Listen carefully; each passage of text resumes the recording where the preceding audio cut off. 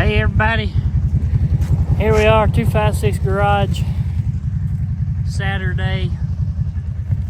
We got a pretty good snow yesterday morning and throughout the day yesterday.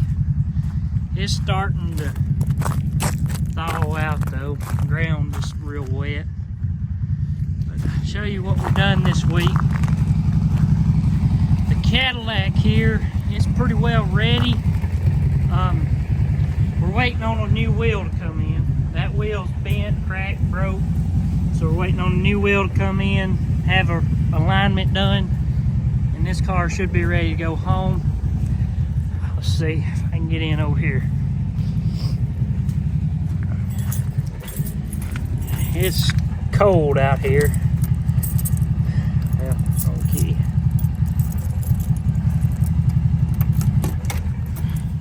I didn't do much Friday, yesterday, but Daddy did come in and he sanded and buffed on this old Chevelle some more. So, I don't know if he's gonna come in today or not. I ain't heard from him this morning. But he got this side, a good bit of it sanded. He buffed on that other side. What we got to paint, boots? Anything? We got white parts that we didn't paint the other day on the Altima, like the rear bumper and that skirt, side skirt, ground effect, whatever you want to call it, painted. This door, for some reason, he painted all at the same time, but it just wasn't covered good. So we went ahead and repainted that rear door.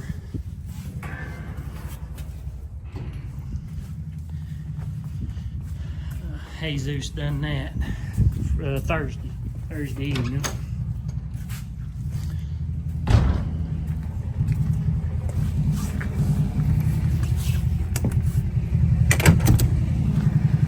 Here to the main side. We did get a little Nissan Sentra we bought from Copart. 98,000 miles.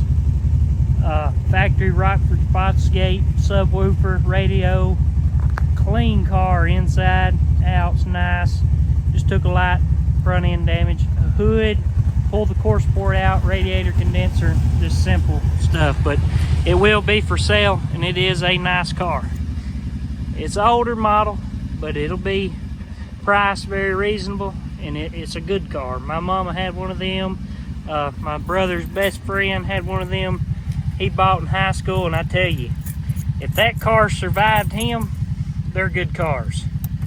I know one time he had, like I said, my brother's buddy had one of those. It was a goldish color car, pewter. I was racing it at the drag strip one night, and I was actually racing Dawn and her Impala.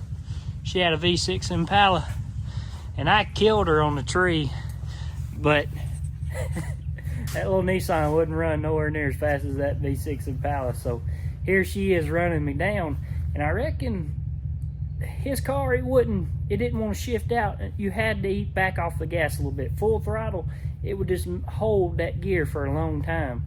And Stanley, he's riding in the passenger seat. He's going, Drake, let off the gas, let off the gas, let off the gas. But I didn't want to let off because I'm looking out my window watching her just, like I said, she was running me down.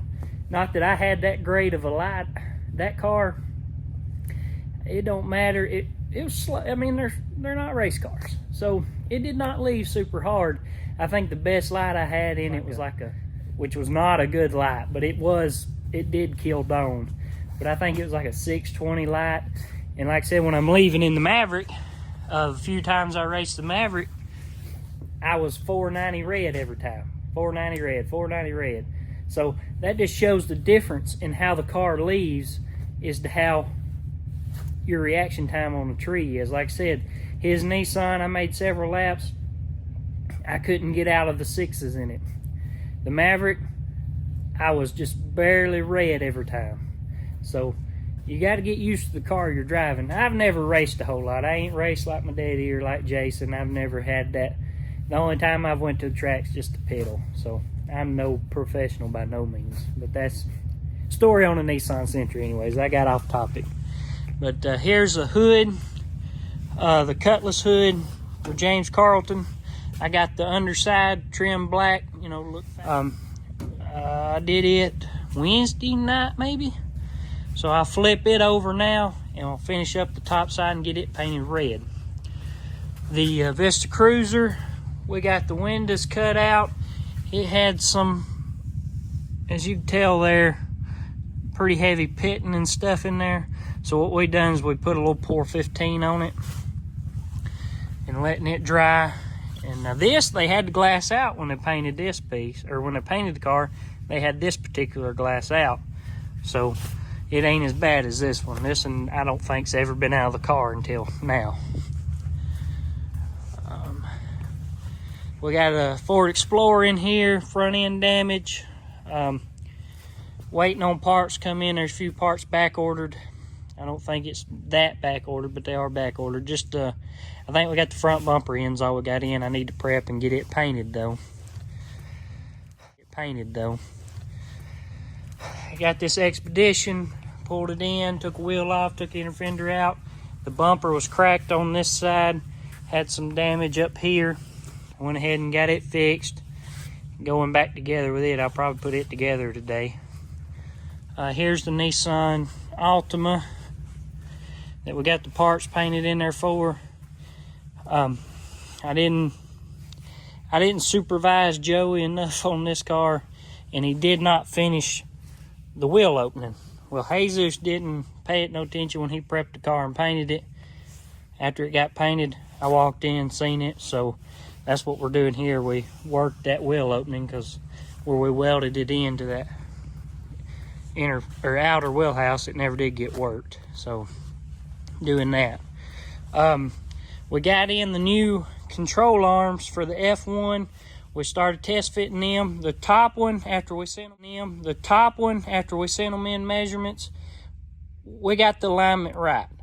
But the bottom, we are still having issues. We cannot get the sway bar mounted in any form or fashion. I'm telling you, looking on their winter web and all, what they done is they sent us, or they've got a rear mounted sway bar and frame set up, and this frame come with pads built in the frame for a front mounted sway bar. I think we got a front mounted sway bar frame and we got all rear mounted sway bar parts, and that's why we're not getting this put together. They admitted to sending us the wrong lower with the pad wrong, so they've corrected that and sent us that. But now we're still dealing with what I think is different as far as the sway bar and the end link. I think is still, I'm not 100% sure. This is my first dealings with one of these frames, but when you go on the interweb with instructions on how to put it together, they're showing rear mounted sway bar. Well, this frame was built for a front mounted sway bar. They don't show instructions on it, so I'm not exactly sure what the sway bar is supposed to look like. That's just my educated guess. Joey, he had been sanding on the jams of the F-150, and trying to get it, or F-100, trying to get it ready to reprime, and that'll be final. I hope we'll get on the cab and get it knocked out. I did the body work on the bed, letting it cure out good. This old stuff, I like to do work to it and let it sit for a while because these chemicals do shrink. So the longer you got in sitting time, the more it's going to shrink. And when you do that final block and sand, you won't have to worry about coming back to shrinking up in scratches, is the idea. I did get the F1 fender out for the red truck. I started doing some work on it. He bought this is a brand new fender, but it's for an F1. The front end he has on the truck is an F2 front end. Therefore, the wheel opening is bigger. This drop down on an F1 is, say, this long, to where on the F2 it's only this long.